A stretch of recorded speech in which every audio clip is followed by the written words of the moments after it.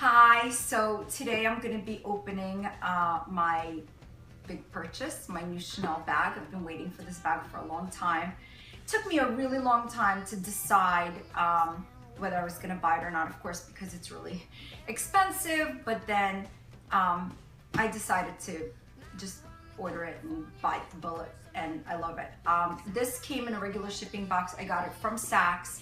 It was shipped to me from Columbus, Ohio, because they didn't have it in any of the stores in my area. I live in the Northeast, and so there's a whole bunch of waiting lists, but this great sales associate from Saks in Columbus was able to get it from me, so I got it from there.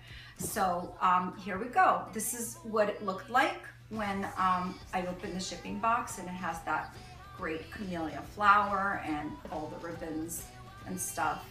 And I kind of wanted the shopping bag too. If you go to Chanel, you get the shopping bag too, but I have another shopping bag from another Chanel that I had gotten years ago, so I'm okay with that. So here we go. I hope I don't ruin this, because I really like the flower. I'm gonna keep it. Here we go.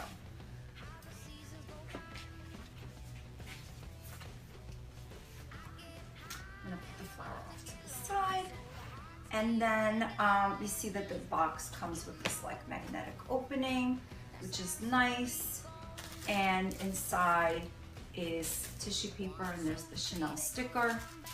And it's important that you, when you're purchasing it, that you ask them if the bag hasn't been returned, and that you'll see, because the packaging should be pristine, not touched. There should be no wrinkles on the tissue paper, things like that. Because if you're paying this much for a new bag, you know, you want it perfect. If you don't mind it not being perfect, then you could, of course, get vintage, which I had thought about getting vintage, but I decided to buy brand new. I don't think I know enough about buying vintage to buy it. Like, I don't know enough about authenticity and things like that. That's why I decided not to do it. And besides that, my husband told me not to do that, so I didn't do it. So it comes in this dust bag, which I love and I'm gonna keep. I'm probably gonna keep the bag in the dust bag when I store it. All of the paperwork is inside at the bottom of the box. Comes with a care booklet, and then a lot of people put their information in here. You know, when they purchased it, who the sales associate was, things like that. And then, of course, the all-important authenticity papers are in here. And even a little pouch for your authenticity card and things like that. So that's important. I always keep my authenticity cards from everything.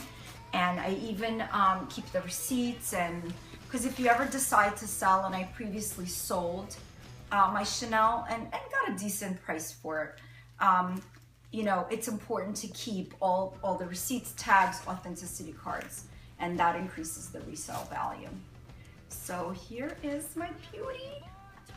So excited. I'm so excited. Comes with a flap protector. This is the double flap. I did want the single flap, but they don't make it anymore. Here's the tissue paper.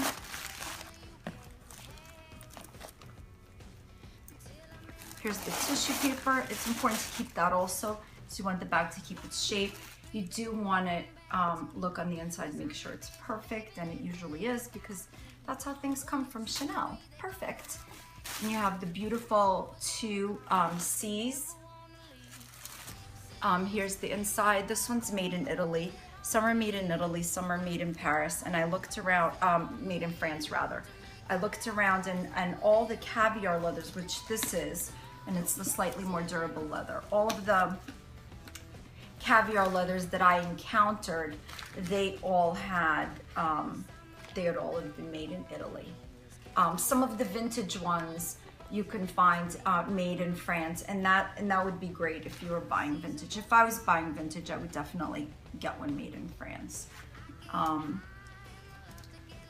But you know, I think it's perfect. I know I'm gonna enjoy it, and I hope you enjoyed this video. And I'm going to say goodbye, and I'm gonna go fill my bag and enjoy my bag.